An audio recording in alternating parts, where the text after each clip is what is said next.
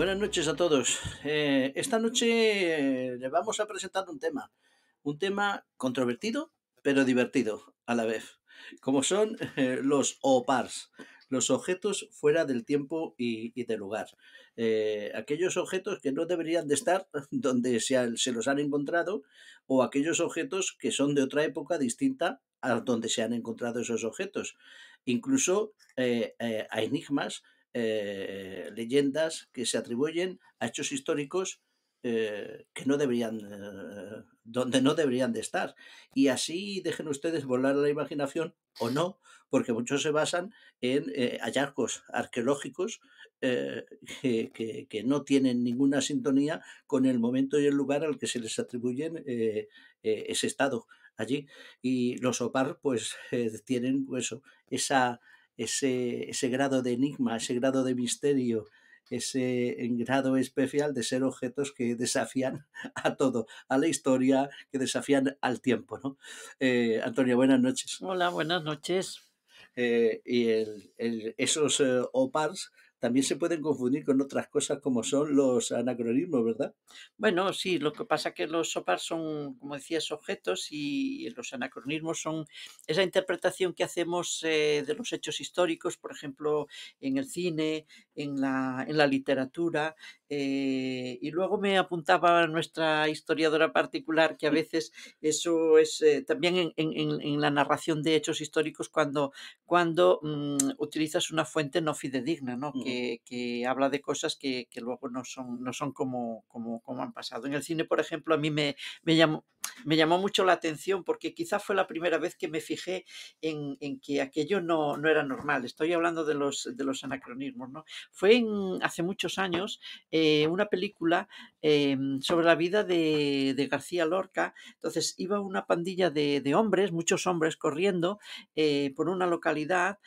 Yo no recuerdo, iban armados con fusiles, no me acuerdo si eran republicanos o eran falangistas, y lo curioso es que iban corriendo todos y le enfocan los pies. ¿Y sabes qué llevaban en los pies? No, no. Pues en vez de llevar alpargatas, que sería lo suyo en aquella época, pues llevaban deportivas, bambas. Entonces dije, pero ¿cómo iban a ir con bambas en el 36, ¿no? Sí.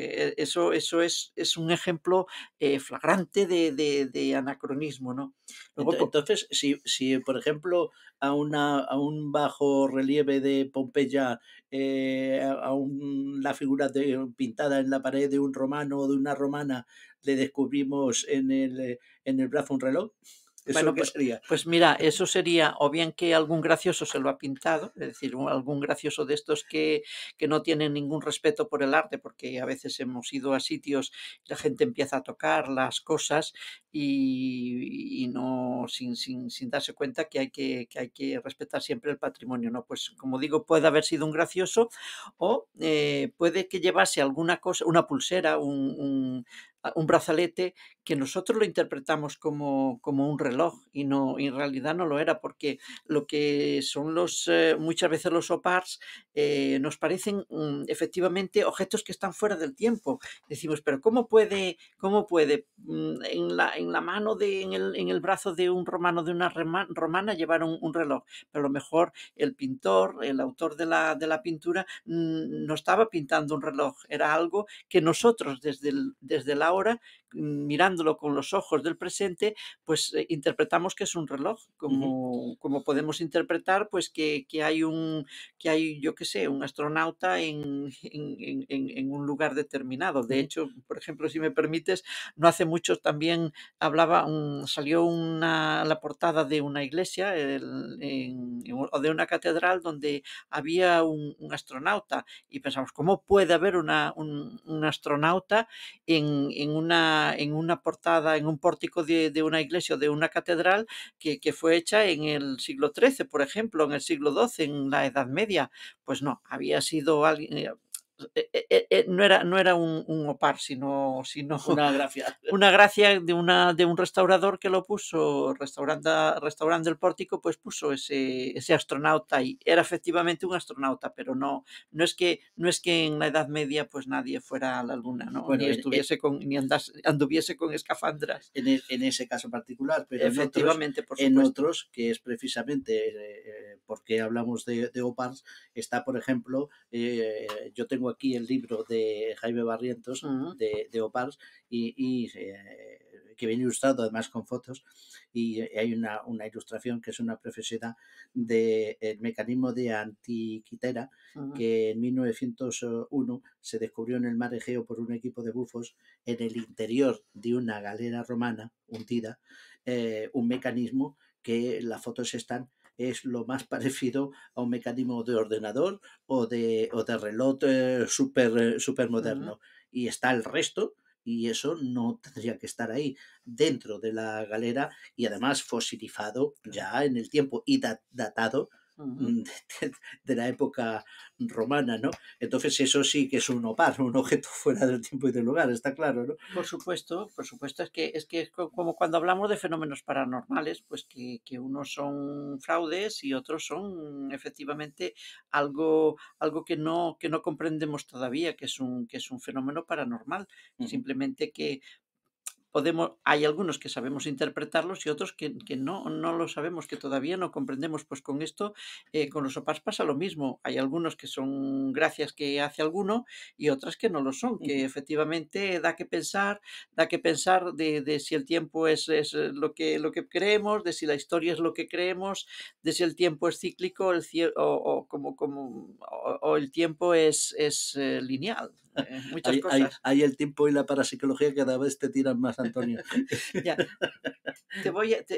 cuando hablabas de Opars, bueno, a mí me gusta mucho todo lo egipcio y hay algunas pinturas, tú las habrás visto también, donde se ven bombillas, ¿no? Donde se ven bombillas o que nosotros creemos que son Es bombillas. precisamente, yo creo que tú te refieres al bajorrelieve Mm, que hay en Tendera, que asemeja un cristal de vacío similar al de las bombillas actuales. ujú, Es un bajorrelieve egipcio donde está perfecto. Bueno, uno puede pensar efectivamente que eso es una bombilla. ujú, Eso es una antigua bombilla, una lámpara de vacío, ¿no? ujú.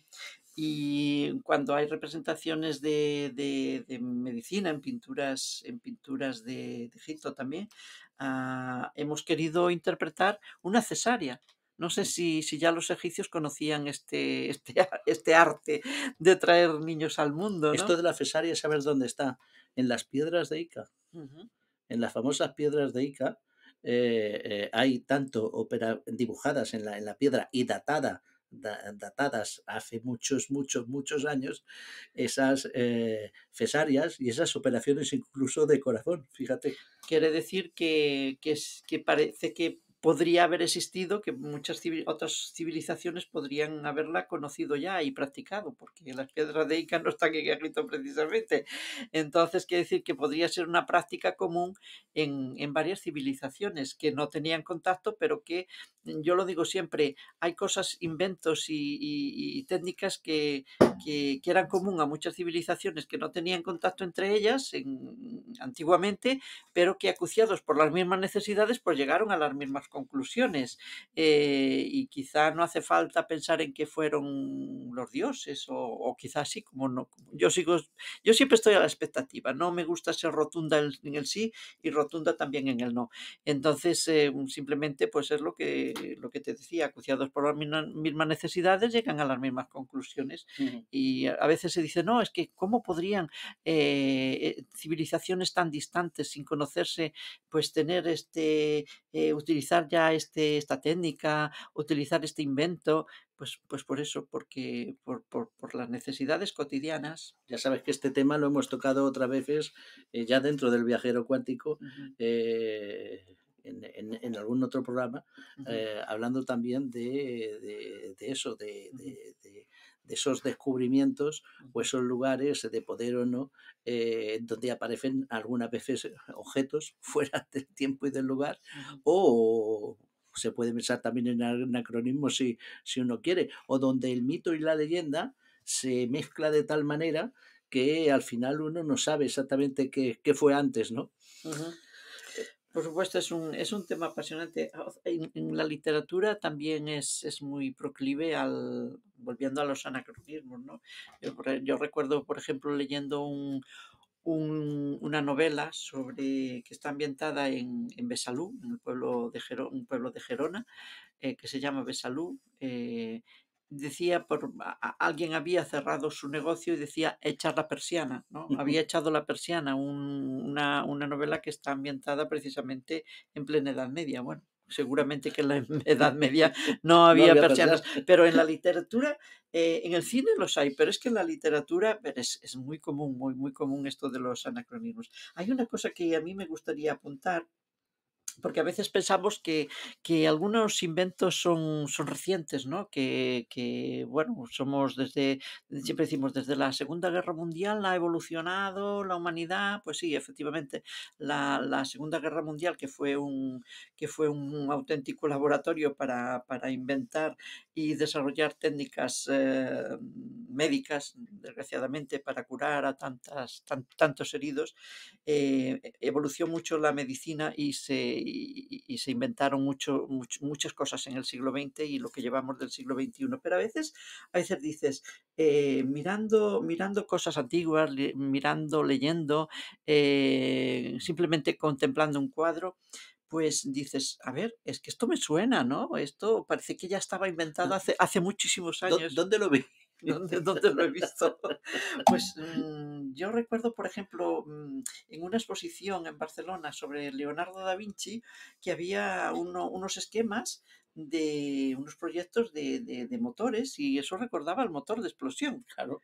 Y de otros muchos inventos. Bueno, sabemos que Leonardo da Vinci era parte de pintor, un gran inventor, irónico, libre pensador, estuvo perseguido por muchas cosas. Y hay un cuadro que esto los esotéricos lo miran mucho, que es la Virgen de las Rocas. Hombre, La Virgen hombre. de las Rocas pintó dos versiones, una que está en el Louvre. Mira que no acabas hablando de ovnis, ¿eh? No, una que está en el Museo del Louvre, parece ser que fue la original. No voy a entrar en el tema esotérico y en el mensaje, porque Ah, ya, si queréis para otro momento. otro día hablamos. Pero esto ya en el plan científico, algunos científicos han creído ver que esas rocas y esas plantas que hay en la primera versión que hizo, que está en el Museo del Louvre, pues no estaban descubiertas entonces todavía, que son un descubrimiento de la geología y de la botánica posterior. Por eso que muchas veces decimos, no sé, igual fallamos en el tema del tiempo, ¿eh? Yo sigo con lo mismo. Lo mismo, incluso hemos perdido digamos, la ciencia por la que algunos objetos están fuera del tiempo y del lugar y que a lo mejor se ha recuperado. Lo digo porque, mira, yo tuve ocasión de ver personalmente una calavera de cristal en el Museo Británico, en el British Museum, hecha en una sola pieza perfectamente detallada. Es una preciosidad. Hay más calaveras de ese tipo en el mundo, de cristal. Y datada hace, no recuerdo ahora mismo, pero perfectamente 1000 años. Mil y pico años. Entonces, esa calavera está hecha, según los expertos, de tal manera que solo se podía haber trazado, haber hecho en cristal con láser, porque era imposible hacerla. Entonces, ¿qué hace esa calavera datada tan antiguamente? Dejando atrás unos años arriba, unos años abajo, desde luego hace muchísimos años donde el láser no existía, porque es muy reciente, ¿no? y así más. Y hay otras calaveras de cristal en otras partes, que es una de las cosas que espero hablar esta noche con nuestro invitado, ¿no? O sea que la imaginación da para mucho, ¿no? En este tema. Sí, es muy interesante. Sí, y volviendo un poco al tema geológico y enlazándolo un poco con la paleontología, ¿tú recuerdas una vez que en una excursión que hicimos por el Pallars Jussá, que es una comarca preciosa de Lleida, de Lérida, que sí, sí, yo recomiendo ver tantas cosas bonitas que hay allí? Pues hay una zona, es una zona de dinosaurios. Han aparecido restos de dinosaurios y huevos de dinosaurios. Entonces, en un bosque, bueno, Cercano, no de sí, pistas. en una montaña hay como un talud. Eso parece que era un torrente, y en ese torrente pues han quedado atrapados muchos huevos de dinosaurios. Pero es que también al igual que los huevos de dinosaurios han quedado atrapados unas pisadas. Hay una pisada enorme, enorme, y hay otras que son unas pisadas grandes, parecen humanas, pero que no llegan a ser gigantes esas pisadas, pero tampoco de la talla de un hombre o de una mujer normal. O sea, son pisadas, pero lo importante ya no es tanto el tamaño de las pisadas, sino cómo podía haber pisadas humanas coincidiendo con los huevos con los dinosaurios, ¿verdad? Es un misterio. Hay una leyenda que cuentan las personas del pueblo, que además con nosotros fueron muy amables porque nos acompañaron. Dijeron, vengan al día siguiente que les acompañaremos. Y nosotros dijimos, no van a estar, tendrán en sus quehaceres. Y al día siguiente allí estaban como un clavo, pues una serie de personas, de mujeres, hombres y alguna joven esperándonos para mostrarnos más cosas. Entonces nos contaron las leyendas de que esas pisadas eran las potadas del dimoni. En catalán quiere decir las pisadas del demonio. ¿Eh? Hay una leyenda que se ve que el demonio andaba por allí y, bueno, hacía de las suyas, ¿no?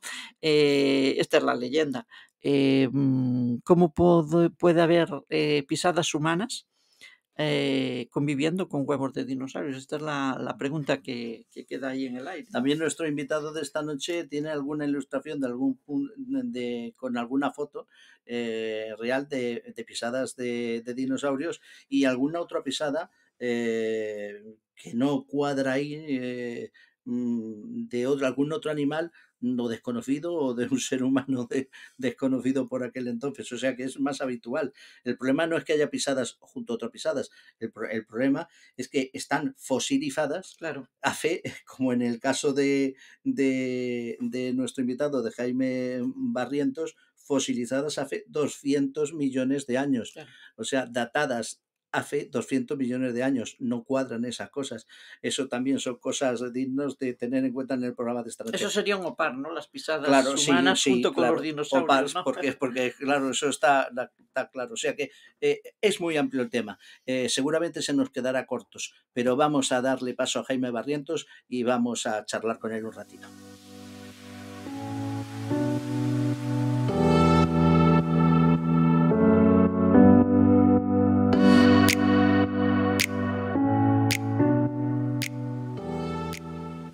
Jaime Barrientos ha pasado por todos los estratos del periodismo, desde sus comienzos en Sábado Gráfico hasta dirigir publicaciones como El Diario de Elche o la revista Viajeros.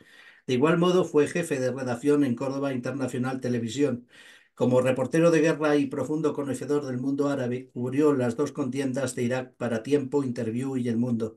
En la actualidad dirige en Radio Ya, Radio Ya Punto, es el programa Departamento de Asuntos Absurdos y colabora en el espacio Misterios en el Aire de Click Radio Televisión, bajo el seudónimo de Javier Norman. Con él, que firmaba sus predicciones astrológicas en el mundo, publicó el horóscopo chino y con su nombre ha publicado Juguetes Rotos, El Precio de la Fama y Profecías para un Futuro Incierto. Presidente de la ONG Acorein, acoge Reeduca Inserta, dedicada a jóvenes inmigrantes, y también ha recibido la medalla de bronce de Cruz Roja y la pluma de la paz que concede Mensajeros de la Paz. Y desde que nos conocimos ya hace unos años, Jaime, pues has escrito otros dos libros, La espada de Alejandro Magno y Lagos misteriosos del mundo, que aunque sea de pasada, tenemos que hacer una referencia hoy también a ellos. ¿Qué tal? ¿Cómo estás? Muy bien, ¿qué tal vosotros? Pues muy Estupendamente. bien. Y nos trae a colación el libro Pars, Objeto fuera del tiempo y del lugar. La verdad es que con este libro, Jaime, yo fue con el que nos conocimos hace ya unos años. Y si hay algo que no ha pasado, que yo creo que no pasa de tiempo, es precisamente este libro tuyo, Pars, Objeto fuera del tiempo y lugar. Porque la verdad, yo no sé si estamos en el tiempo que nos corresponde o no cuando leo tu libro. Cuando leo este libro de Opars y lo vuelvo a revisar. Sí, bueno, lo escribí ya hace 6 años. Pues no, yo no, si cualquier persona que coja este libro ahora mismo verá que no ha pasado el tiempo por el libro, porque ahí hay un montón de cosas que vale la pena pues comentar y lo vamos a hacer esta noche, Antonia. Buenas noches. Hola, buenas noches. Digo, salvo que se hayan encontrado más vestigios que podamos calificar de OPARTS, ¿no? Desde en estos 6 años, no sé, porque tú en el libro citas unos cuantos de los que vamos a hablar, pero ¿tienes constancia de que se haya localizado alguno más que sea realmente cierto, que parezca cierto, claro? Pues por el momento no. Ujú. De Bueno, todas aquí, maneras, seguro, bueno, había muchísimos OPARTs, pero bueno, yo en este libro intenté poner los que más fiabilidad tenían, Ujú. aunque hay algunos que presentan algunas dudas. ujú, Porque en esto supongo que hay también mucha farsa, ¿no? Pues yo recuerdo, por ejemplo, en una ocasión que se hablaba de un pórtico de una catedral en el que, no recuerdo qué catedral era, en el que había un astronauta y claro, todo el mundo decía, ah, mira, esto es un OPARS, ¿no? Que un astronauta en una catedral gótica o románica, no recuerdo bien, y resulta que la había puesto el que había estado restaurando la portada de la puerta de la catedral, ¿no? Efectivamente, es que eso es una tradición de los artesanos y los arquitectos desde la época de las catedrales que siempre dejaban de alguna manera su impronta. Ujú. Y, vamos a ir, y- sí, y ef- sí, Sí, sí. no, y efectivamente, en el caso este del, Esta catedral del astronauta. del hombre el astronauta es claramente, y bueno, por ejemplo, en la Catedral de la Almudena de Madrid, en una de las puertas está uno de el que era entonces obispo, y está con gafas. Le han representado con gafas. No sé si era, me parece que era Rouco Varela. Rocco Varela, ya con gafas, claro. De nuestro tiempo. Jaime, vamos a hacer un repaso por algunos de los puntos del libro. ¿Qué me cuentas, qué me puedes decir de los mapas de Piri Reis? ¿Gracias a ellos llegó Colón a América o no?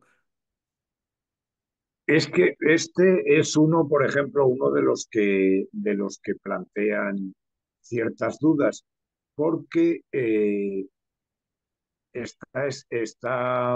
fue dibujado por Piri Reis, que era el sobrino de un pirata, y dice que, bueno, lo hizo en 1503, y cuando ya Colón había descubierto América y se habían empezado a redactar los primeros mapas. Y en aquella época, eh, una de las cosas que se hacían era mantener en secreto estos mapas, porque eran muy golosos para otros imperios, para que otros países intentaran lo mismo. Y cuenta el propio Piri Reis que lo sacó a partir de capturaron en una batalla naval, capturaron a un marinero cristiano que casualmente había estado con Colón. Y también hay otra, hay, dicen que es anterior a Colón, porque este tal Piri Reis habla de los antiguos reyes del mar, pero eso era digamos, era algo que se venía diciendo desde la época de los griegos. Y curiosamente, él dice que está basado en mapas de Colón, pero también en mapas ptolomeicos. Y aquí hay un error de bulto, porque Piri Reis confundió a un cartógrafo del siglo XVI, del siglo, no, perdón, del siglo XV, lo confundió con la dinastía de los Ptolomeos, que eran descendientes de uno de los generales de Alejandro Magno, y que, bueno, que se convirtieron en reyes de Egipto, y de hecho esa familia de los Ptolomeos era a la que pertenecía la propia Cleopatra. Hay dudas de que fuera anterior a la etapa de Colón, pero también hay cosas realmente curiosas, como por ejemplo que se ve claramente en lo que es Sudamérica, se ve una cordillera que va de norte a sur, cuando todavía los exploradores no habían entrado en esa zona. Pero luego, por ejemplo, hay ciertos desfases porque la Antártida no está bien dibujada, y está dibujada según el esquema aristotélico de lo que es arriba es abajo. El Ártico ya se conocía, y presupuso Piri Reis que el sur tenía que ser, o sea, la Antártida tenía que ser igual. como el Ártico. Ujú. Pero la cartografía, por ejemplo, de Europa o la cartografía que aparece en el mapa de Piri Reis de África, tan perfecta como está ahí, no se conocía. Sí, bueno, es que por eso te decía, los musulmanes habían tomado ya buena parte de África, y así como en el interior era prácticamente desconocido, la costa sí era conocida, la costa de África, desde Egipto hasta lo que hoy es Sudáfrica. Antes de que pasemos a otro par, si os parece, mm, ¿qué pasa? ¿Que se pierden los conocimientos y luego los retoman personas con, no sé, cómo llegan, cómo pueden llegar esas personas a retomar esos conocimientos? ¿De dónde les vienen? Eh, Especulemos un poco en este sentido. ¿Son personas Bueno, especiales o son realmente exploradores de la historia y que saben dónde buscar el conocimiento, ¿no? yo creo más bien que son exploradores de la historia. Lo hemos visto claramente, por ejemplo, en el Egipto faraónico y anterior a los faraones, que cuando llegaron los musulmanes, pues arrasaron con todas las culturas anteriores. O lo vemos también en la conquista de América, como los imperios traen consigo su idioma, su cultura y su religión, y intentan arrasar con todo lo anterior.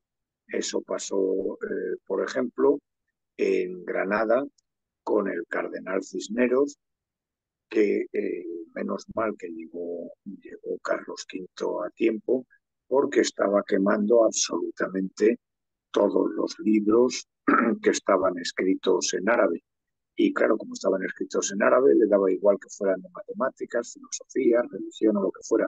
Lo curioso es que luego este Cisneros está considerado uno de los grandes sabios de la futura el patria. Renacimiento, ¿no? Sí, así se escribe la historia. Menos mal que los reyes católicos, sus abuelos, no destruyeron la Alhambra al ver tanta belleza, ¿no? Menos mal. Algo nos Sí. quedó.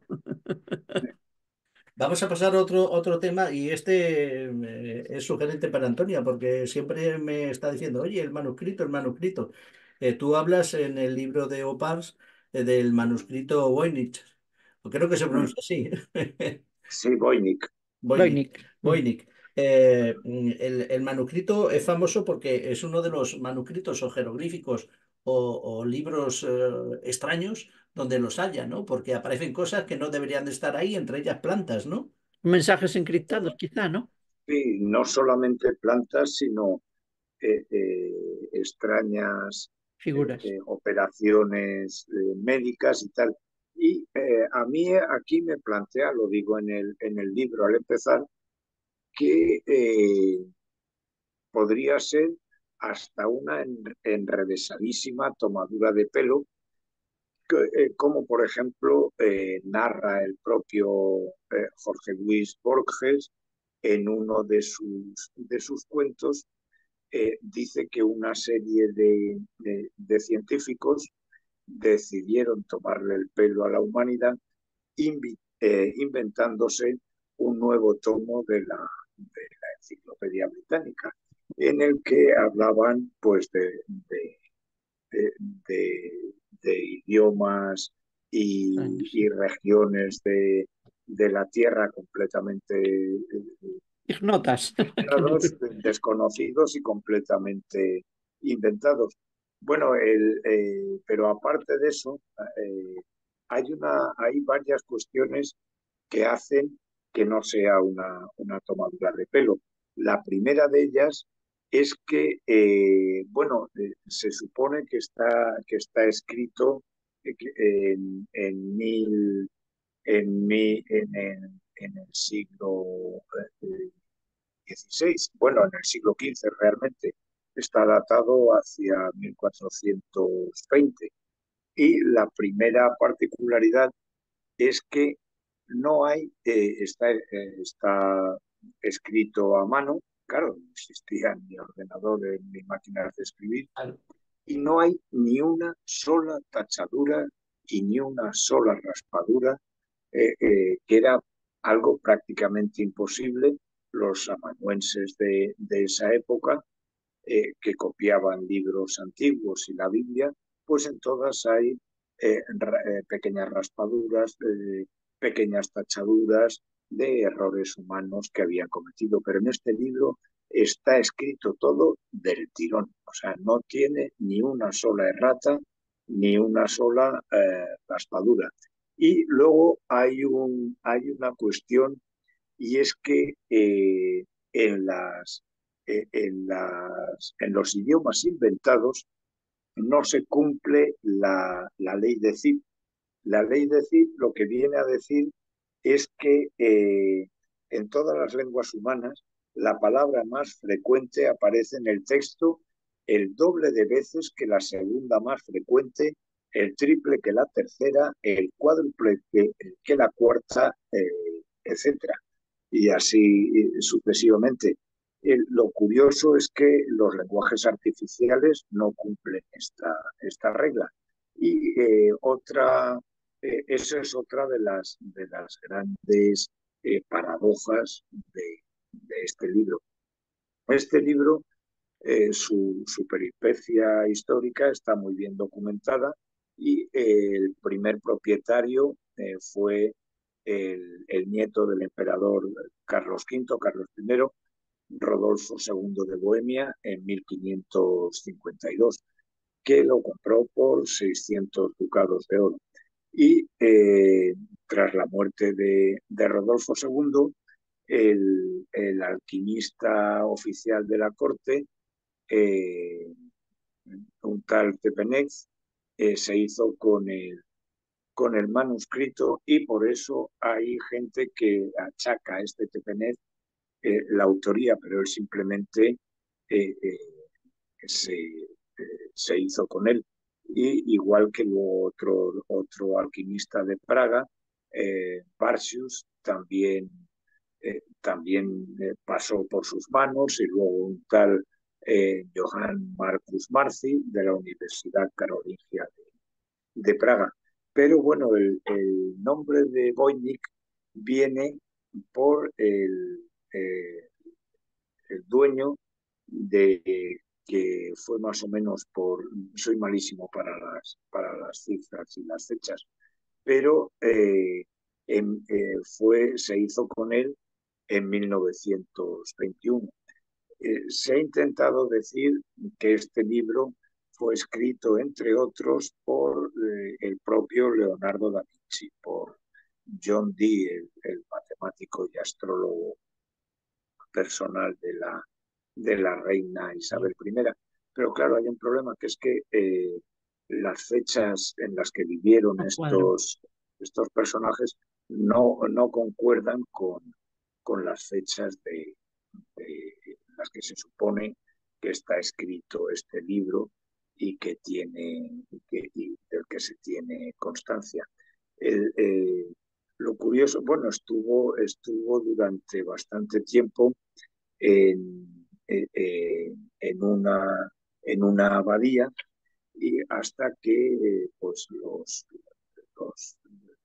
monjes tuvieron que venderlo porque no tenían dinero, y pasó a este tal Voynich, que en 1931, con la muerte de Voynich, pasa a su mujer, y esta lo cede en 1944 al Ministerio de Defensa de Estados Unidos. Y, eh,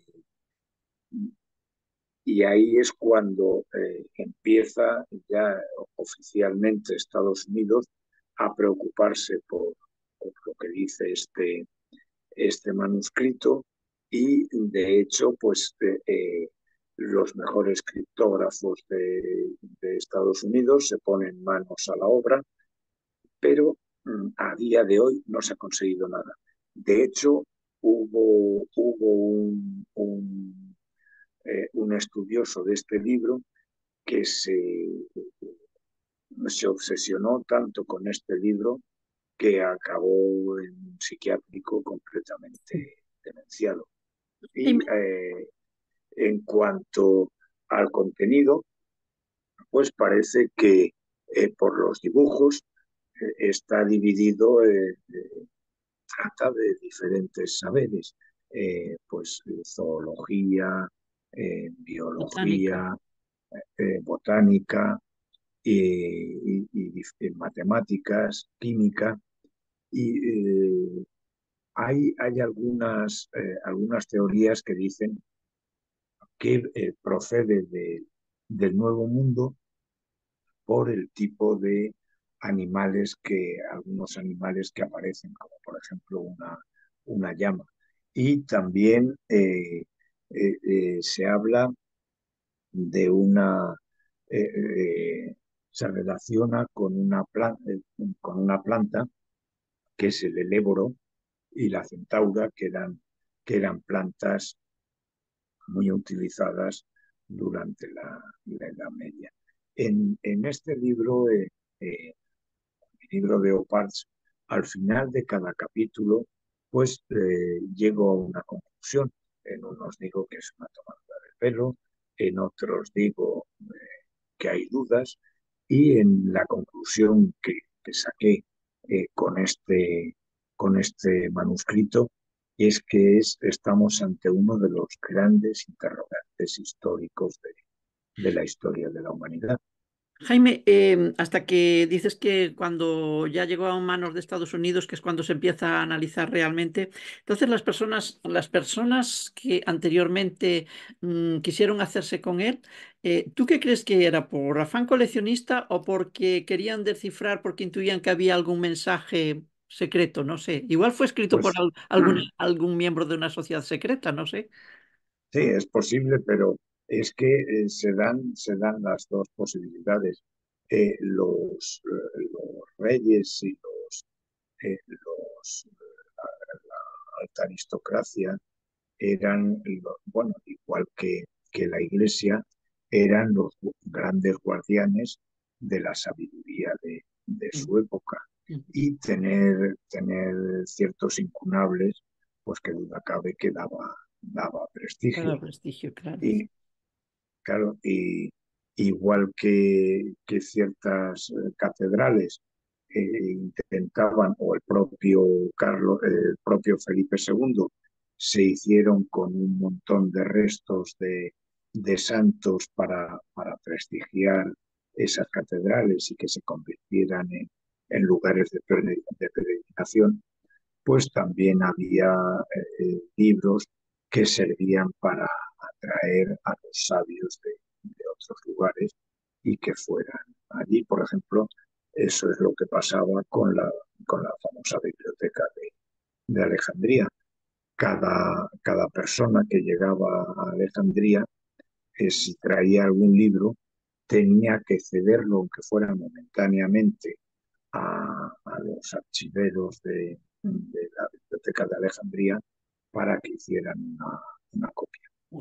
Antes hacías alusión a que un posible autor, se especulaba que un posible autor podría haber sido Leonardo da Vinci, ¿no? Y en la presentación hablamos del cuadro, famoso cuadro de la Virgen de las Rocas, donde hay una composición geológica y unas plantas que no eran conocidas en época de Da Vinci, sino que fueron con posterioridad. Entonces, eso podría darle fuerza a la teoría de que Da Vinci pudiera haber sido uno de los autores.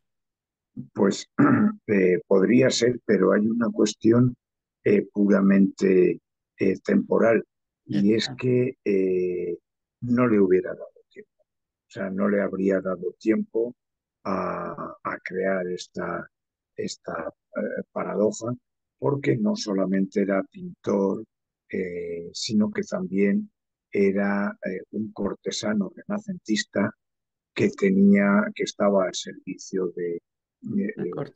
De los primero de Médicis, Florencia y luego, sí, de los Medici, también del de Dux Catalina de Medici, sobre de todo. Milán, sí. Y entonces tenía que hacer cosas como, por ejemplo, eh, preparar, preparar hasta incluso grandes comilonas. Una de sus grandes errores fue en la boda de- creo que era el Dux de Milán, se le ocurrió hacer eh, eh, digamos, un recinto en el que todo era comestible, desde las mesas, los manteles, eh, los cubiertos. ¿Qué pasó?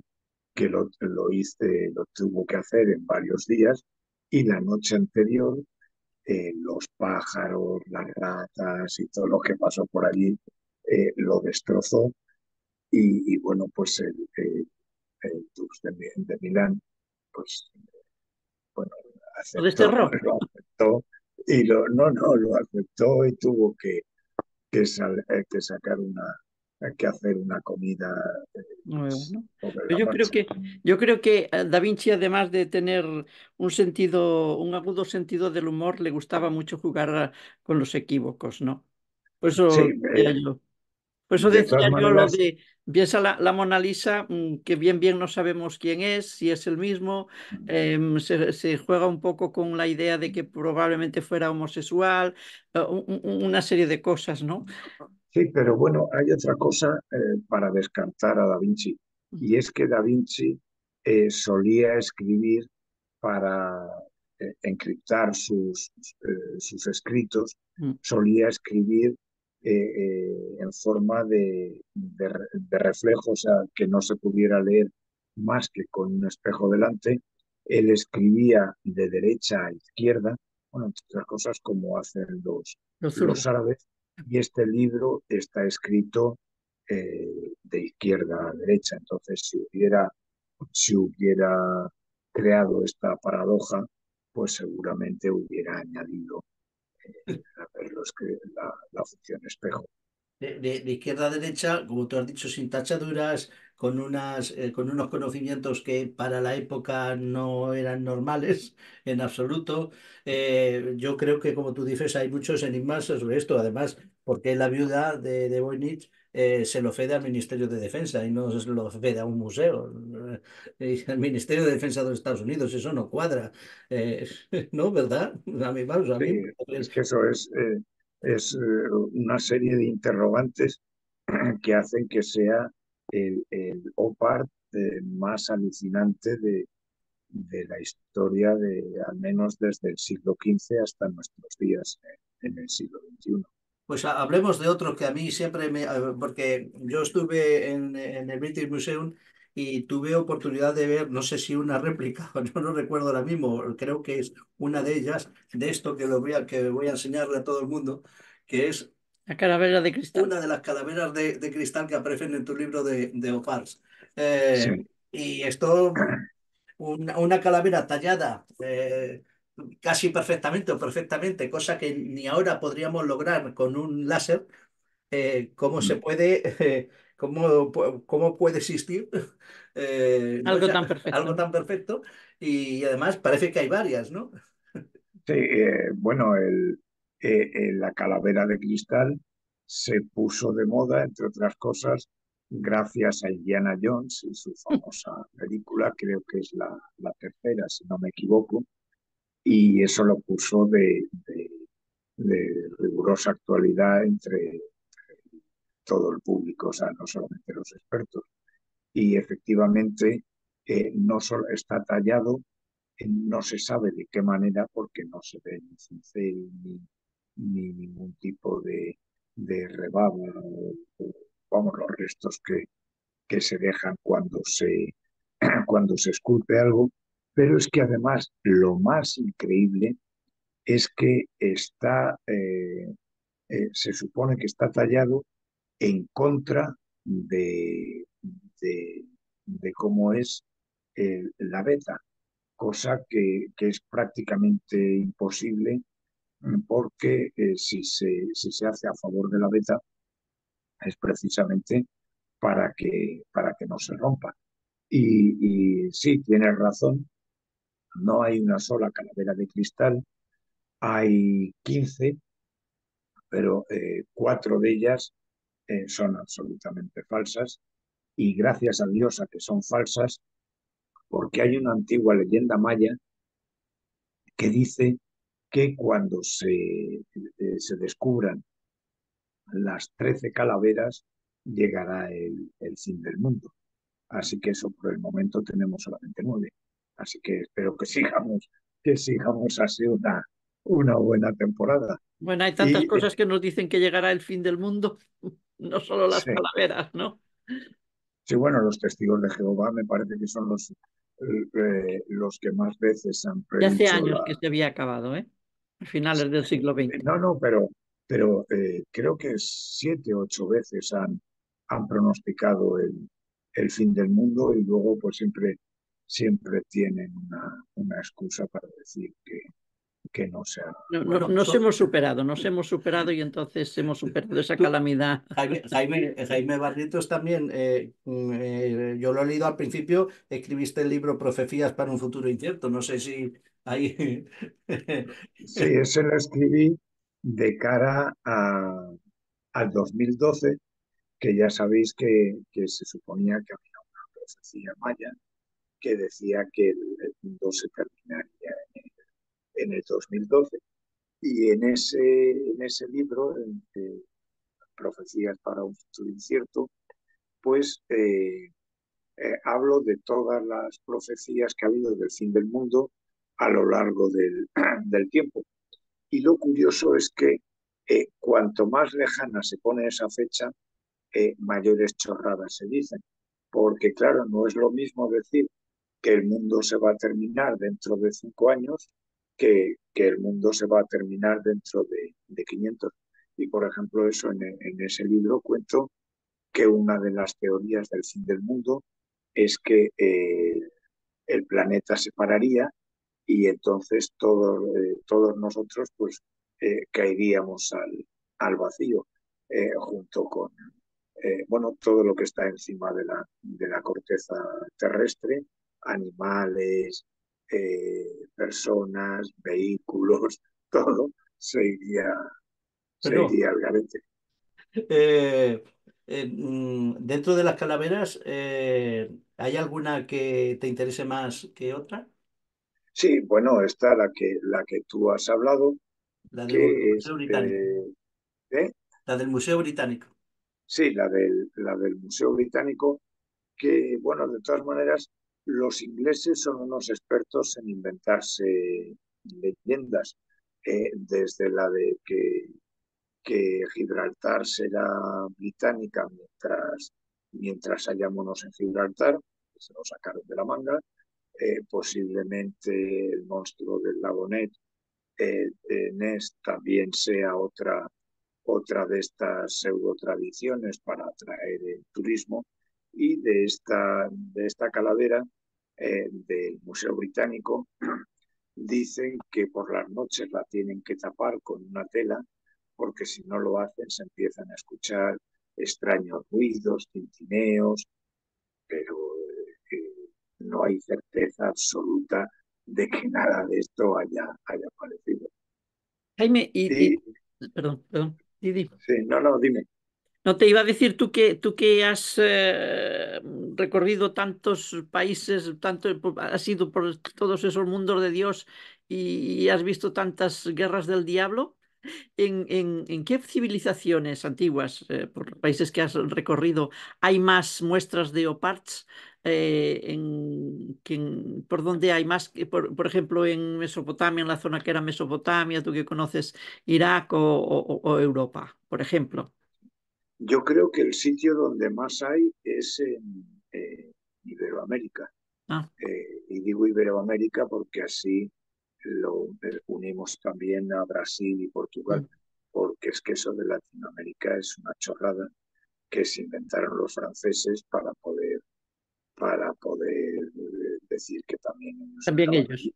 Pero lo que tienen es la Guyana francesa y las Antillas francesas, y para esto de contar. O sea, o es Hispanoamérica si lo contamos Brasil, o es Iberoamérica si Si contamos. contamos a la vieja Iberia, ¿no?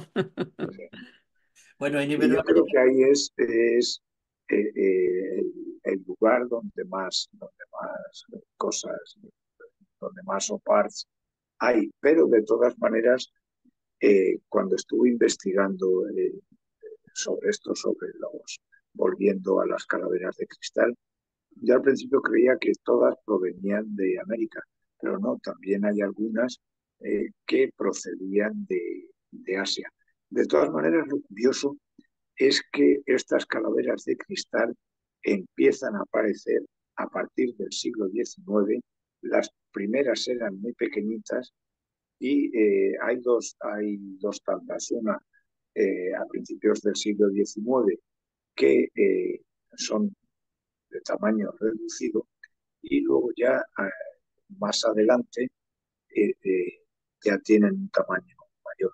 Y hay quien dice que es que estas calaveras empezaron a surgir en el siglo XIX, casualmente desde que los franceses eh, eh, descubrieran unas minas de cuarzo en esto, ¿cómo se llama? Ahora lo diré, en esta isla gigante que hay a la derecha en África. Madagascar. o- Sí, Madagascar, justo. Ya te dije que soy muy malo. No estudié historia ni bellas artes porque nunca he recordado ni una cifra, ni una fecha, ni un nombre. Las caras sí, las caras no se me olvidan. Bueno, entonces, se sabe las calaveras de cristal, la fecha exacta en que se hicieron? ¿Se le han hecho pruebas de carbono 14 de similares? Es que el carbono 14 no funciona con el cristal. Ajá. Ujú. Por eso es dificilísimo datar. El, el, hay una historieta que habla de un buscavidas, mitad arqueólogo, mitad farsante, que era Frederick Albert Mitchell Hedges, que fue el que se supone que lo descubrió en unas excavaciones en Belice, mientras trabajaba en una expedición, y que él lo descubrió esta calavera, esta llamada calavera del destino, la descubrió el día del cumpleaños de su hija adoptada llamada Anna.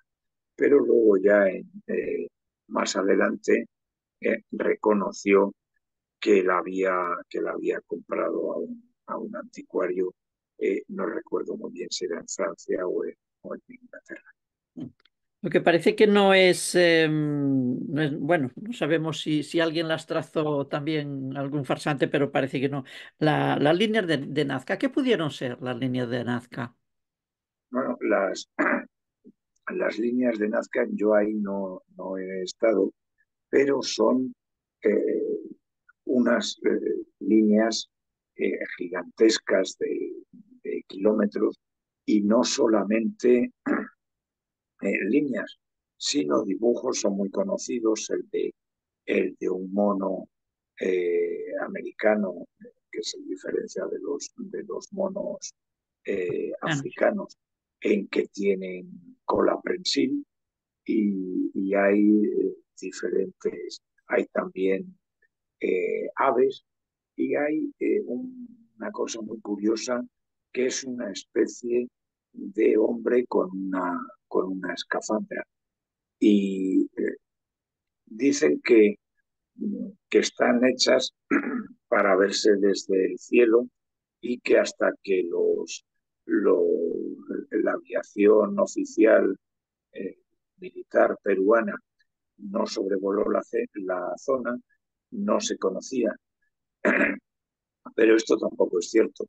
Desde algunas colinas circundantes se pueden ver algunos de Dibujos. estos Mm. dibujos o líneas, y de hecho ya en 1523 un descubridor español, eh, que no me preguntes el nombre, ya habla de estas líneas. Estas líneas están hechas, bueno, es un desierto en el que prácticamente no ha llovido durante toda la historia, al menos durante la historia de la humanidad. Y luego, aparte, eh, eh, esta, la, esta formación, este tipo de tierra, eh, se supone que suelta calor, con lo cual tampoco hay viento, porque el aire, debido a este mayor calor, hace que el aire digamos que se tuerza hacia otras zonas y no llegue ahí. La Tiene las manera que condiciones suficientes para que no se borren, ¿no? Sí, efectivamente están estas, estas líneas y estos dibujos, se hicieron apartando. Es un desierto pedestre, o sea, lleno de piedras, y lo hicieron apartando las piedras para hacer Estos, estas líneas. Claro, claro. Y utilizaban, una de las teorías que se han dado es que utilizaban, hacían primero un dibujo a pequeña escala, y luego con unos cuadrantes y con unos palos y unas cuerdas iban completando ¿y Claro, cuál puede ser, perdón, no, no, me parece que tú ibas por cuál ahí. puede ser el mensaje? Claro, no el mensaje. Antes del mensaje es por qué hacerlo, luego es por qué dar ese mensaje, y luego, si me perdonáis, la tercera vía es por qué dejar un mensaje, el que fuera, que solo podía ser visto desde el cielo. Cuando Bueno, dice que desde las colinas también, sí, bueno, pero hay que subir, claro, hay que ¿cómo? subir. Pero no, yo Hay Sí, que, creo, pero él lo conoce, es que hay líneas que son de kilómetros hay que verlo en perspectiva, en cualquier y que caso. suben y bajan colinas, sí, ¿eh? es que en esto también, pues hay quien dice que son pistas de aterrizaje para platillos volantes. Pero los platillos volantes no aterrizan como los aviones, con lo cual no necesitan esas pistas tan largas. Y otra cuestión es que, muy bien, eso pueden ser, pongamos que sí, que son pistas de aterrizaje de unas aeronaves que necesitaban todo ese espacio. Pero eso no casa con los dibujos de los monos o de los Grilleros, pájaros pájaros. o del famoso astronauta. La última explicación que se ha dado es que los habitantes de esa zona querían, querían que los dioses les vieran, que esos dioses habían bajado a la tierra dándole la razón a Von Däniken. Pues, es una de las posibilidades. Claro. Y bueno, en este caso también la conclusión a la que llego es que sí son reales y que resulta inexplicable y si realmente hay vida inteligente en otros planetas, esta sería una de las pruebas irrefutables de que se hicieron para que esos antiguos visitantes volvieran. De Y esta eso, manera, yo creo que esos visitantes realmente son tan inteligentes que es que no quieren saber nada de la Tierra. en cualquier caso, si, Esa es una si, muestra de su inteligencia. si ellos, si Perdonad un ellos, momento. sí, Bueno, mientras viene Jaime, la verdad es que, quiero decir, ha hecho alusión a Eric von Däniken. Eric von Däniken escribió para la gente joven que nos escucha unos libros que fueron Recuerdos del Futuro, uno de ellos. Sí, Y hablaba de todos, de restos arqueológicos de este tipo, bueno, hablaba solo de restos arqueológicos y de alguna otra cosa más, como las piedras de Ica y como más de un misterio, lo que sería el Opars tuyo ahora, pero hace ya unos años. Y bueno, es uno de los misterios que yo creo que siguen y que más que un opar, un objeto, es un conjunto de mensajes, como si quieres, como los del manuscrito Voynich. ¿Por qué? ¿Para qué? ¿Qué significan? ¿Qué querían ver? ¿Qué querían hacerse visibles desde el aire? Porque no tiene sentido hacer esas líneas de kilómetros. Muchos de ellos aún se siguen hoy en día descubriendo algunos más. Eh, mm, es un inmenso trabajo, casi como el de las pirámides, sin un objeto determinado que podamos predecir con seguridad, vamos, ¿no? sí, por eso son inexplicables, porque no tienen. O sea, con nuestra lógica de hoy, no que los es una comprendemos. lógica utilitarista, que le intentamos dar a todo un sentido y una utilidad, pues evidentemente se escapa Ujú. de nuestro. Vamos Claro, a seguir con alguno más. sí, ¿Por porque, dónde quieres porque seguir, Antonia? hablamos también del astronauta de Palenque y en las piedras, ay, perdón, en lo que acabamos de hablar de las líneas de Nazca, también parece que hay, como decías, un dibujo de alguien con escafandra, ¿no? Es curioso que se insista en estas civilizaciones, en alguien que hoy identificamos con astronautas, con alguien que viene que anda por el espacio, ¿no? Bueno, aquí es que jugamos igual que esto y con las famosas bombillas de, De de Egipto. Dendera en, Ah, en Egipto. ujú. Jugamos con una cosa que es la pareidolia. La pareidolia es dar un sentido diferente, sobre todo se da en los dibujos, se da en dibujos en el que ciertos dibujos nos recuerdan a otras cosas. Y en el famoso astronauta de Palenque hay tantos investigadores que dicen que es un astronauta, como otros tantos, otros tantos investigadores que dicen que no, que tiene su explicación como un dios que, que tenía, pues, que era, lo que estaba representando eran los meses del año y otra serie de, de circunstancias. Y para ti, ¿cuál es? ¿Cuál es el significado de que haya ese dibujo con ese astronauta pues, sentado o lo que unos podrían decir que es un trono y otros podrían decir que es en el pilotando una nave? ¿Cuál es el Pues significado? lo que os he dicho, que como en el caso de las lámparas de Dendera, eh, se, se pone en duda unos saberes antiguos arquetípicos que se refieran a eso, a, a culturas que tenían unos conocimientos eh, Mira, absolutamente voy a enseñar, diferentes. si me permites, de tu libro, Mm. el astronauta del Palenque. Fíjense ustedes, si eso es normal. Pero la pareidolia es algo, es decir, es algo individual. Yo creo que cada persona hace una interpretación que es difícil que...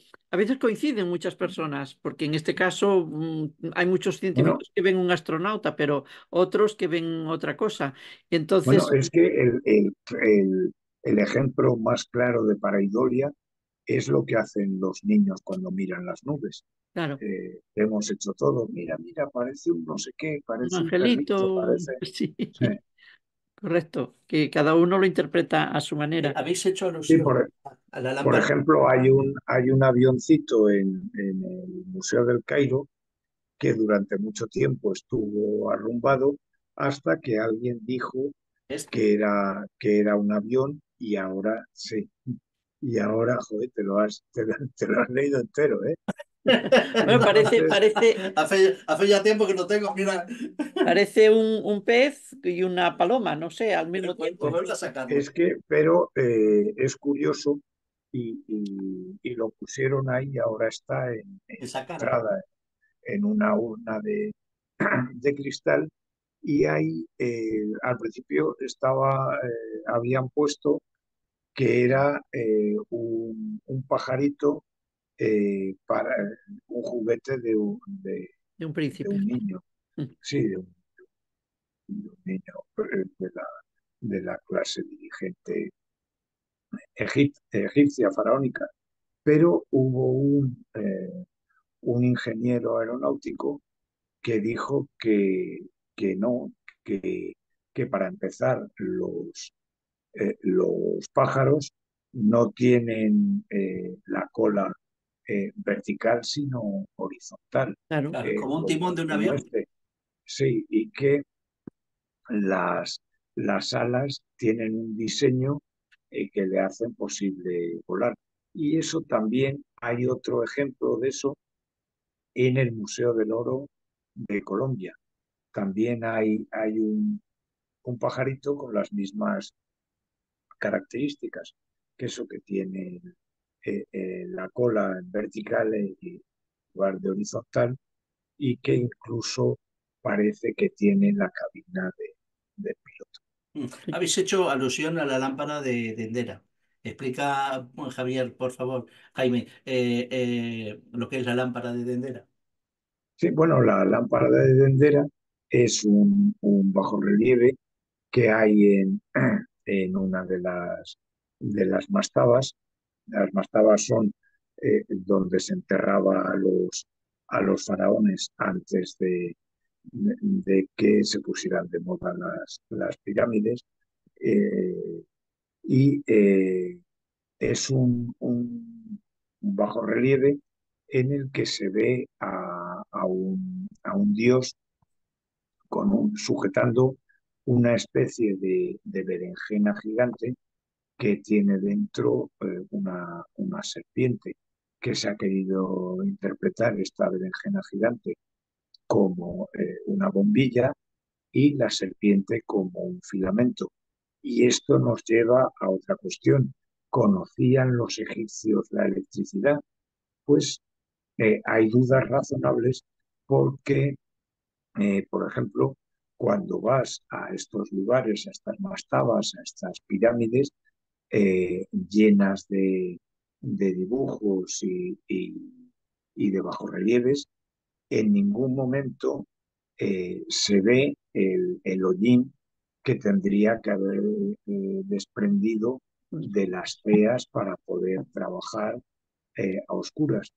Eh, y entonces, bueno, surgió una teoría que decía que es que también se ve en una de las películas de Indiana Jones, que es que utilizaban unos espejos y que iban redirigiendo la luz del exterior hacia el interior. Eso, para empezar, todavía no se conocía la técnica para hacer los espejos actuales, eran espejos pulidos en bronce. Pero es que además hay otra cuestión, que es que el sol no se queda quieto. Claro. Entonces tendría que haber, cada minuto prácticamente tendrían que estar reajustando esos espejos.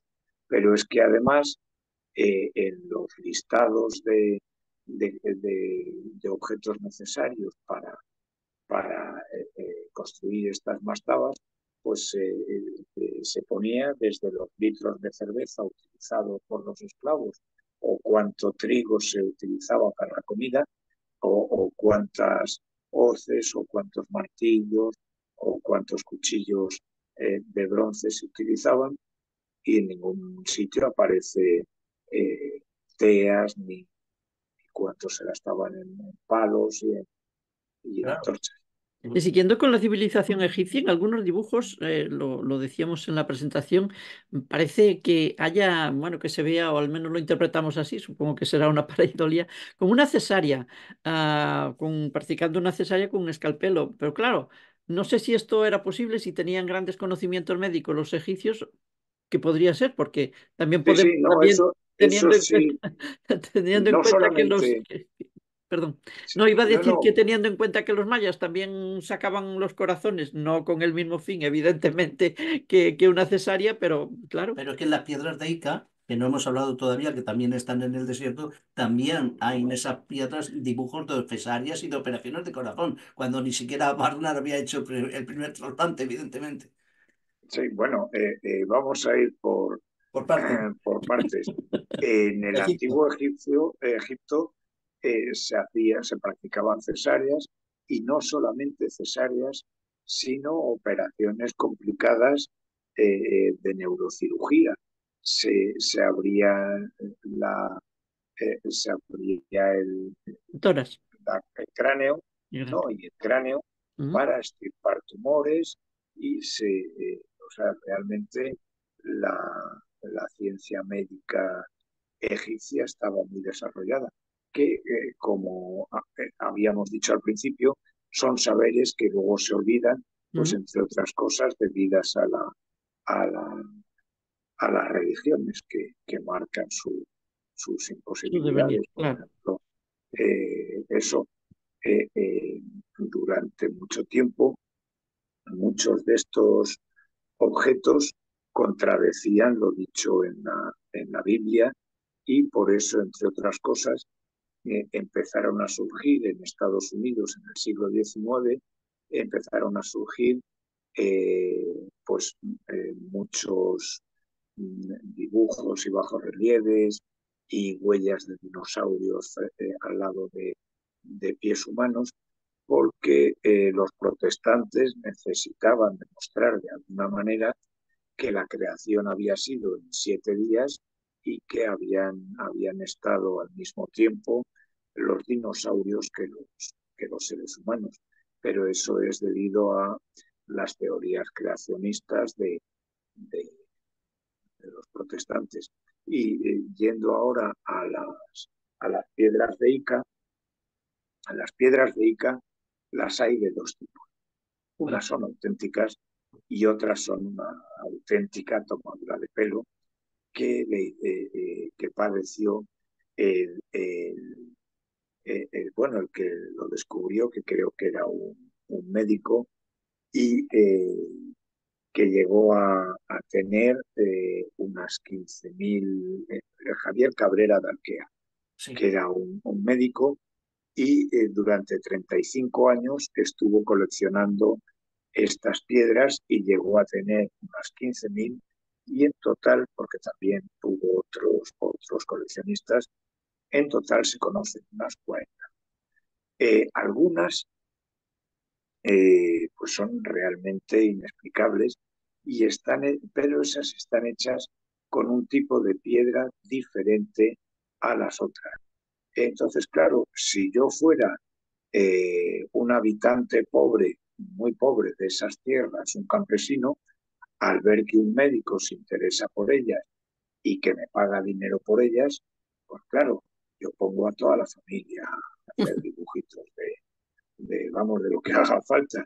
Y en algunas, pues sí, realmente son inexplicables, pero otras son absurdas, como por ejemplo eh, eh, una cesárea ¿cómo se llama? A un dinosaurio, cuando los dinosaurios eran ovíparos, es decir, ponían huevos quemadamente, y de esas hay muchas. Entonces, se jugó mucho con la buena voluntad de este médico y a veces creemos lo que queremos creer. Claro. Pero es que aparte hay otra cosa. Cuando les preguntaron a estos campesinos, dijeron que sí, que se las habían inventado ellos, porque si no, incluso podían haber incurrido en un delito porque eran patrimonio del país y entonces hubieran estado vendiendo objetos que no les pertenecían. Entonces, por eso también dijeron que los habían tallado ellos en sus casas y que ponían eso a toda la familia a hacer. De todas formas, a mí, Jaime, a mí me preocupa que dejemos ante la audiencia la idea de que estamos hablando casi siempre sobre cosas falsas, que no es así. O sea, No, no, no. hay 40.000 piedras con que haya 100 piedras que no sepamos de dónde vienen y por qué ese conocimiento que hay dibujado, que no se ajusta a la edad de las piedras en concreto, que tenía. ¿Y cuál es el Sí, no, significado? pero Por qué dibujar piedras y no hacer mapas? Como antes hablábamos. sí, pero es que eso, yo intento en cada uno de estos OPARs, en los diferentes capítulos, pues eso, al final en la conclusión, me he intentado ceñir sobre todo a los que yo consideraba auténticos, porque hay otros miles de OPARs que son absolutamente falsos. Y en este de las piedras de Ica, al principio he dicho eso, que hay algunos que son inexplicables, pero hay otros que tienen eso, una explicación simplemente monetaria y económica. ¿Qué tiene, volvamos a Egipto, qué tiene el obelisco inacabado que se considere un opart? Porque yo he estado allí y la verdad es que no me fijé. Vi bueno, lo que nos explicaron, un enorme bloque de piedra roto y que nos explicaron que se había desechado porque se había roto. ¿Qué No, pasa con el obelisco eso es, inacabado? eso es falso. Bueno, nos lo explicó Eh, el guía, que lo que no decimos, sé, explican sí, lo que bueno, quieren. sí, eso en mi libro este de la espada de Alejandro, cuento un chiste que es eso que una nueva rica pregunta por qué unas pirámides son más grandes y otras más pequeñitas. Entonces el guía le dice, no, señora, no se preocupe, porque es que las pirámides más pequeñas es que son más jóvenes. Cuando pase el tiempo, crecerán y serán igual que las otras. Pues en esto lo mismo, hay guías que es que no tienen ni pajolera idea o hablan simplemente o de oídas o de lo que es la arqueología tradicional, que si hay algo conservador en ese mundo, en nuestro mundo es el conservadurismo de los arqueólogos que tienen pánico a que les tomen por locos o por mentirosos. Entonces, la primera cuestión no es un obelisco que se rompió, no. la talla que hay es porque intentaron sacar de ese obelisco primigenio un obelisco más pequeño. Más pequeño. Pero luego hay otras cuestiones. Es un obelisco de 42 metros de longitud y que pesa unas 5.000 toneladas. Entonces ya nos plantea varias cuestiones. La primera es que con nuestros conocimientos de hoy no hay camiones que puedan soportar más de 50 toneladas. Entonces, ¿cómo pensaban transportar ese bloque de piedra? Ese bloque? eh, Se supone que eso que dicen que con unos rodamientos de madera. No hay madera que soporte ese peso. Pero no solamente no hay madera que soporte ese peso para trasladarlo hasta el Nilo, es que el Nilo, o sea, el peso, eh, según Arquímedes, que se necesitaría, o sea, la profundidad que se necesitaría para tal peso sería de 20 metros. Y no hay una sola parte del Nilo egipcio que tenga esa profundidad. Y luego hay otra cuestión, pues eso, que es que no habría barco que tuviera, vamos, que pudiera contener ese, ese bloque de 42 metros. Y hay más curiosidades. En ese monolito no hay huellas de que se hayan utilizado cincel ni martillo. Lo que hay son unas extrañísimas huellas que es como si se hubiera, como si en la arena tú pasas una pala, el resto que queda. Y algunas de las teorías más extrañas que hay, a la cual yo me apunto, es que ese monolito se hizo con un tipo de piedra que en su momento estaba hablando, que es la misma teoría que sería para haber hecho las inmensas moles de piedra de las pirámides.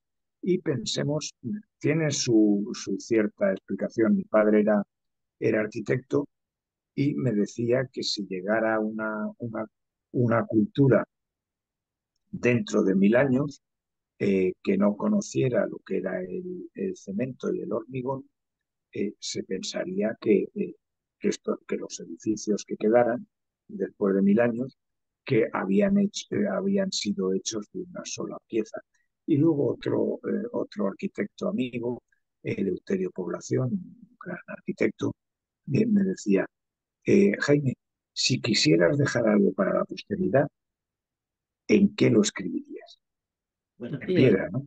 Claro. Entonces, por eso de ahí vienen pues desde las pirámides hasta las catedrales y todo lo que pervive se hace en piedra. Y a mí eso me resulta pues bastante creíble que eso que hubieran descubierto los egipcios, un tipo de cemento, de hormigón que a día de hoy desconocemos. Claro, Y luego pues está también la la pérdida del función. saber, de la que hablábamos antes, pérdida de conocimientos y de saberes, que luego pensamos que los hemos descubierto nosotros y resulta que ya estaban, ¿no? Y luego hay otra cuestión que era, ¿para qué se fabricaban estos monolitos? Que tenían en la cúspide una cosa que se llamaba el piramidión, que estaba hecho de oro, plata y cobre, y se dice que era para rayos, pero que también podrían ser para atraer o descargar la energía telúrica de la Tierra. Y ahí entraríamos en la teoría esta de las líneas de energía que atraviesan la Tierra como un Y gigantesco no podrían cuadrado. ser, no podrían ser faros también, depende de dónde estén situados, claro. Sí, bueno, también, si teorías hay de todo tipo. pero podría ser eso, una especie de acupuntura para la Tierra, y esa sería la explicación de las pirámides tanto en Mesoamérica como en Egipto, e incluso pues eso, la razón de ser de las catedrales con o los minaretes, todo eso tendiendo hacia la espiritualidad y hacia la verticalidad. Bueno, es que las catedrales también están alineadas con estas redes que tú has mencionado, Redes Harman. las redes Harman. Sí, Las redes Harman de la Tierra son redes telúricas, como autopistas de redes de energía de la Tierra, de distintos canales que se distribuyen más por unos sitios que otros en función de las características del terreno. Y las catedrales góticas no solo están alineadas con eso, igual que muchos monumentos de Egipto, sino también al revés. Están alineadas, como son con las tres pirámides de Egipto, Keops, Kefren y Miferinos, con estrellas del cielo. Las sí, tres pirámides famosas de Egipto, que están alineadas con Sirio A, Sirio B y Sirio B, sí, con la constelación de Orión. resultó que hasta, no sé si el año 90 una cosa así, no se sabía de la existencia de Sirio A y Sirio B, pero no de Sirio C, que se descubrió mucho después. Nosotros descubrimos mucho después los astrónomos eso, y están perfectamente alineadas. Y así las catedrales góticas, y como decimos, por el subsuelo con las redes Hartmann, y en el cielo alineadas con estrellas, ¿no? Bueno, y también hay otra cosa, pensemos que la Meca, todos los musulmanes del mundo tienen que rezar mirando a la Meca, Ujú. tanto los que viven en Occidente como en Oriente. Entonces, todo eso está concentrando en un solo lugar un montón de energía mental. Y también, ahora que has hablado de las catedrales, hay una cuestión, que es que antes, bueno, están orientadas en el eje este-oeste, las catedrales y todas las iglesias prácticamente hasta el siglo XX. Pero hay una cuestión que a mí de alguna manera me preocupa, y es que hasta la llegada de Pablo VI, bueno, aunque fue Juan XXIII el que primero empezó con el Concilio Vaticano II, en realidad, bueno, murió enseguida, y el que desarrolló todo el Concilio Vaticano II fue Pablo VI. Y fue Pablo VI el que cambió completamente el eje energético, porque hasta ese momento el, eh, el sacerdote oficiaba a espaldas al público, a espaldas de los fieles, con Ujú. lo cual era el eje este-oeste, esa energía se concentraba hacia el oeste. Y al llegar Pablo VI, cambió radicalmente ese eje, y ahora los sacerdotes ofician, en vez de hacia el oeste, hacia el este. Claro, aquí yo creo que implícitamente tú quieres hablar estamos hablando explícitamente ahora de energía, pero implícitamente de la energía que el propio ser humano puede desarrollar y que se puede aprovechar de esas energías telúricas de la Tierra y de puntos especiales, ¿no? Una energía, pues, mental, pero claro, si Lo que te partimos de la decía, como base, una especie de acupuntura claro, general. gigantesca hacia la Tierra, entendida la Tierra como un ser vivo, que es Ujú. lo que dicen los seguidores de Gaia y todo esto. Bueno, Bueno, y los chamanes tanto de África como India. de Mesoamérica, como de Asia. Ujú. antes has nombrado, Jaime, el tema de las pirámides, tanto de Egipto como de las que hay en América.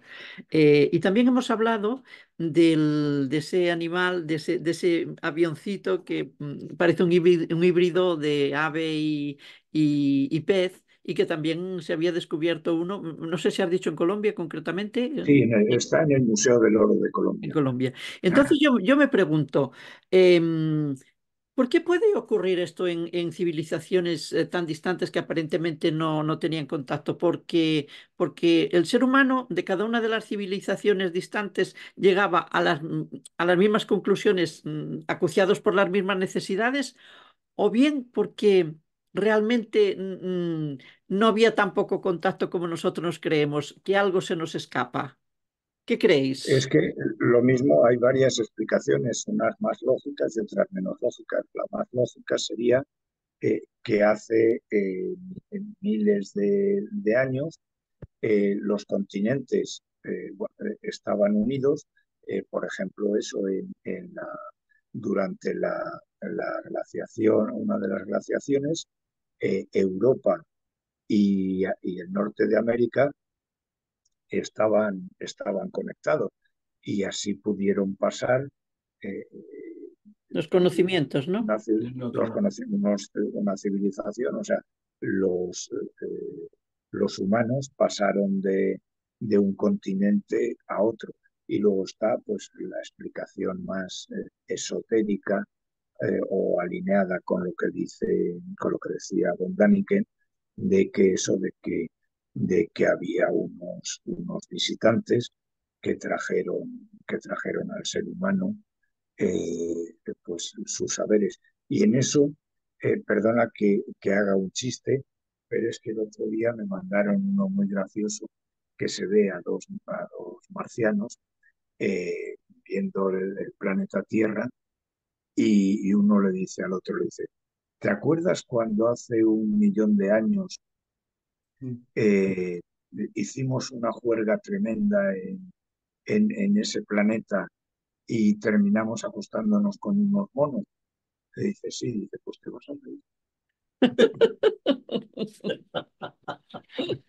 Es muy bueno. Tienes Jaime, un humor ácido,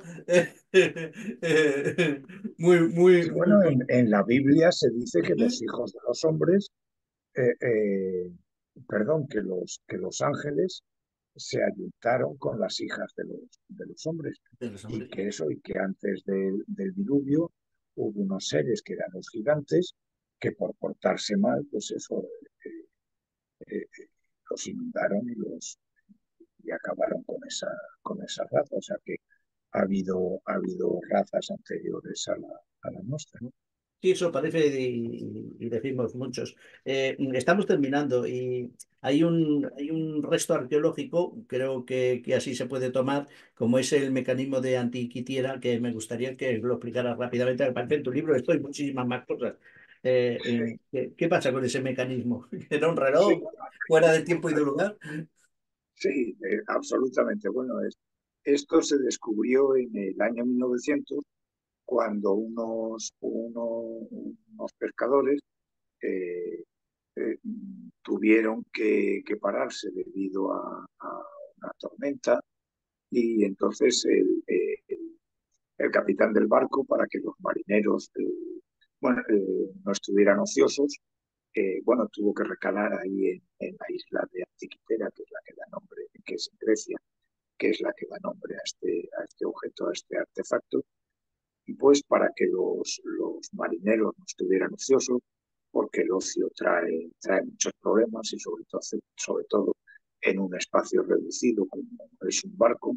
Por eso los buenos militares saben que es más peligroso para sus tropas la paz que la guerra, porque en la paz es donde surgen los conflictos entre ellos. Entonces, para que no se aburrieran, les mandó buscar esponjas y uno de ellos dio con un pecio, que es como se llaman los barcos hundidos. Sí. Y en ese pecio encontraron una piedra que al romperla luego dio lugar a que se viera este mecanismo de Antiquitera que ha sido datado en más de 10.000 años y lo curioso, al principio se pensó que que era un objeto para medir esto, o sea, un astrolabio. Y Lo curioso es que luego, y entonces estuvo lo mismo arrumbado en el museo durante mucho tiempo, hasta que un ingeniero descubrió que era, bueno, se ha datado estos 10.000 años, entre otras cosas, porque da ciertos datos, como por ejemplo las Olimpiadas y diferentes Olimpiadas, y una de ellas a la que se refiere era anterior a la llegada de los romanos a Grecia, por eso se ha podido datar. Pero, y entonces pensaron que era un calendario, pero este ingeniero fue más allá, descubrió que que tenía un diferencial. O sea, un diferencial es en esencia un engranaje de eje móvil capaz de girar libremente entre otros. Y el movimiento de este eje móvil es el equivalente a la mitad de los movimientos sumados por los dos engranajes. Esto lo he tenido que leer porque si no, no me aclaraba. Y en la actualidad se utiliza estos mecanismos diferenciales, entre otras cosas, para la construcción de automóviles, para los ejes de las ruedas, para que puedan ir independientemente. Lo curioso es que ya he dicho que este engranaje se descubrió vamos, se dijo que tenía, está demostrado, más de 10.000 años de antigüedad, y el primero que hizo un mecanismo diferencial fue un físico inglés, James Stirling, que lo construyó en 1877. Es decir, 9.000 años antes ya existía, eh, ya se había descubierto lo que era un diferencial. Pues sí, yo creo que es uno de los mejores ejemplos de OPARS, de los objetos fuera de tiempo y de lugar, como que aparece en tu libro, de eso. Pero me gustaría también terminar con una cosa. También hablas de platillos volantes y concretamente en la India clásica, ¿no? Ah, bueno, sí, sí, eso es que no solamente los OPARTs no son solamente objetos, sino que, bueno, en todas las culturas aparecen elementos volantes. Bueno, hasta el propio Ícaro fabricó sus Sus propias alas. alas. Lo que pasa es que se supone que las hizo de cera y al llegar al sol se derritieron y se, y se mató. Pero también Isaías, o sea, en la propia religión judio-cristiana, se habla de carros voladores. El propio Isaías se montó en uno de ellos y desapareció. Y en estos carros voladores, en la India se llamaban vímanas. Y lo curioso es que esta palabra vímana, objeto volador, ya existía en lengua sánscrita, que tiene más de 50.000 años de antigüedad. Y tanto en los Vedas como en el Ramayana, como en el Mahabharata y otros libros sagrados hindúes, se habla no solamente de objetos volantes, sino de auténticas batallas aéreas de unos dioses contra otros. Y no solamente se habla de objetos volantes, sino que se habla de cosas como micrófonos, transmisión del sonido de unos objetos volantes a otros, y se habla de telescopios y de cosas que en aquella época pues eso tardarían más de 10.000 años en En- fabricarse. Está claro que el ansia de volar del ser humano viene desde su misma existencia. Está claro, está Bueno, y claro. eso en estos libros sagrados hay diferentes. diferentes tipos de aeronaves. Unas son pequeñas como un trono, pero que otras podían llegar a tener a una altura de hasta 7 pisos. Y no solamente se habla de objetos volantes, sino que se habla también hasta de bombas atómicas. A ver si lo digo, bueno, lo busco un momentito para decir el nombre, porque está en un lugar de la India que se llama, esto a ver si lo encuentro, sí, Mohenjo-Daro. El propio Oppenheimer, uno de los padres de la bomba atómica, dijo, refiriéndose a Hiroshima y Nagasaki, que esa había sido la primera explosión atómica ocurrida en los tiempos modernos, porque la anterior, decía, sucedió hace miles de años en el Valle del Indo. Es curioso que ahí en Mohenjo-Daro, en las propias crónicas hablan de unos artefactos con una potencia de fuego de equivalente a millones de soles, y que los seres que habitaban, o sea, los que estaban en el centro, desaparecieron, y que incluso a varios kilómetros narran estas crónicas que a la gente se le caía el pelo, que los animales morían, que el agua quedaba envenenada, y eso, o sea, estoy de acuerdo con Oppenheimer en que ha habido otras culturas, Desde luego. pues lo que hablábamos al principio, con unos conocimientos que nosotros nos creemos que De centro. pertenecen a nuestra época.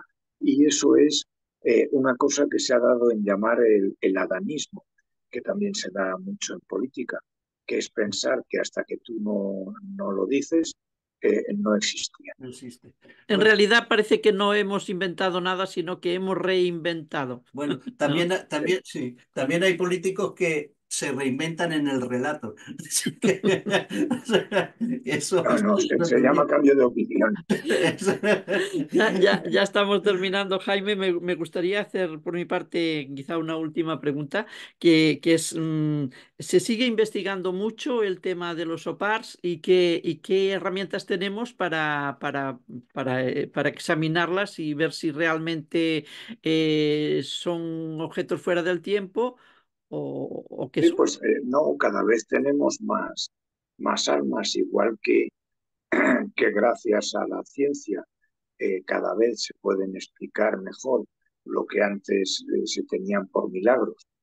Algunos siguen siendo auténticos milagros, pero otros, pues la ciencia los ha aparcado. Eso no quiere decir que esté en contra de las religiones, sino que hay que darle a a lo sobrenatural, pues su auténtica dimensión.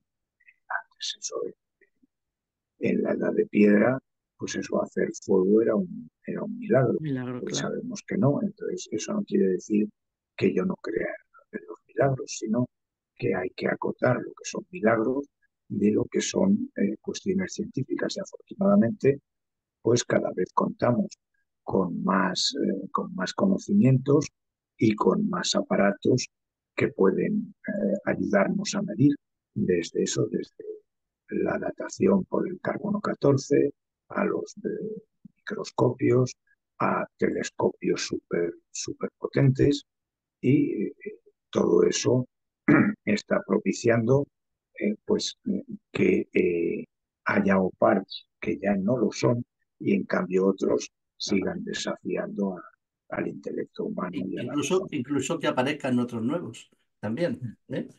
Yo creo que el único, el gran milagro que sigue existiendo, por mucho que sepamos cómo se forma la vida del ser humano, de los seres vivos, incluso, bueno, de los vegetales también, sigue siendo un milagro, ¿no? Eso es algo Bueno, maravilloso. yo en eso también tengo mi teoría, y creo que las feministas estarán de acuerdo conmigo. A ver, Y es que en todas las culturas y en todas las religiones el hombre se ha reservado el derecho a convocar a Dios porque solo la mujer es capaz de convocar la vida. Yo creo que eso que los sacerdotes en realidad lo que tenían era envidia de la mujer, muchos precisamente hombres por hoy también crear la la vida. tienen, ¿eh? Muchos hombres también tienen esa envidia de traer al mundo una vida, ¿no? Os convoco aquí para seguir hablando en otro momento, pero vamos a dejarlo. Este libro, o Pars, Objetos fuera del tiempo y del lugar, es un libro por el que no pasa el tiempo. Ya hace 6 años que lo escribió Javier Barrientos, pero que está en el candelero y es de sumo interés tenerlo en la biblioteca, sobre todo de aquellas cosas, aquellas personas que nos gustan los temas esotéricos, de divulgación en general. Hay que tenerlos y hay que echarle un vistazo. Y no me olvido de esos dos últimos libros de Jaime, La espada de Alejandro Magno y Los lagos misteriosos del mundo. Tienes que volver por aquí, por el programa, y hablar de los lagos misteriosos. ¿Y La espada de Alejandro Magno de qué va? Pues es mi única novela por el momento, se llama La espada de Alejandro, Memorias de un niño mendigo, y cuenta, bueno, es una novela de aventuras, es la búsqueda de un tesoro, pero también cuenta la historia de los niños de la calle marroquíes, que conozco muy bien, porque durante 25 años eh, he acogido en mi propio domicilio a más de 3.000 chicos, entre niños, adolescentes, jóvenes y algunos ancianos también, y sin cobrarme una sola subvención, lo cual me permite decir que hoy en día hay un montón de organizaciones sin ánimo de lucro que simplemente están ahí para forrarse a costa del sufrimiento ajeno. Y en esta novela, pues que es eso, es la búsqueda de un tesoro, de la espada de Alejandro. La primera parte, eso cuenta la vida de un niño hijo de unos terratenientes del Rif. Luego, por una serie de circunstancias, se convierte en niño mendigo en Marruecos, da el salto a España y aquí se convierte en adolescente delincuente y en joven prostituto, y así degenerando por una serie de historias, se convierte en periodista y, bueno, pues le mandan por sus conocimientos de árabe y tal, le mandan a Irak y ahí durante la guerra es donde se entera de la existencia de esta espada de Alejandro, que hay una antigua leyenda que dice que quien posea la espada de Alejandro conquistará el mundo. Pues nos dejas ahí en Muy ascuas bien. con esto que has comentado, y si tú quieres, pues volvemos Bueno, y otra también vez. hay esoterismo. Bueno, en esta novela eso hay, bueno, por haber, meto hasta recetas de cocina, pero eso hay también esoterismo, hay magia, hay humor, Bueno, y luego todo lo que también tiene es que tener verdad, una novela, ¿no? Muchos sí, bueno, ingredientes. también es verdad que eso que cuento las historias que me han contado muchos de estos niños, y al escribir algunos de los capítulos, la verdad es que se me saltaban las lágrimas. Lo dejamos ahí apuntado. Jaime Barrientos, gracias por acercarte a nosotros. Si nos permite, más adelante te volvemos a llamar para hablar de esto y de algunos otros temas. Y ahí lo dejamos con el tema de esta noche, OPARS, Objetos fuera del tiempo y del lugar, de Editorial Arcopress. Y una vez más, un abrazo y cuídate mucho, compañero. Muchas gracias. Y eso, Gracias. a ver si es verdad, y hacemos como umbral, a ver cuando hablamos de mis libros. Bueno, hemos hablado de tu Hemos libro, hablado de uno, pero pero volveremos a hablar. bueno, sigue escribiendo y hablaremos de más libros. Y También. bueno, he escrito 7, o sea que Bueno, Muy bien. pues tenemos tiempo para hablar. Muchas gracias. Gracias. a Hasta vosotros muchas luego. gracias. Adiós. Adiós. Amigos, amigas, hasta aquí el viaje de hoy. Nos volvemos a ver en la próxima aventura del viajero cuántico. Gracias a todos por estar ahí.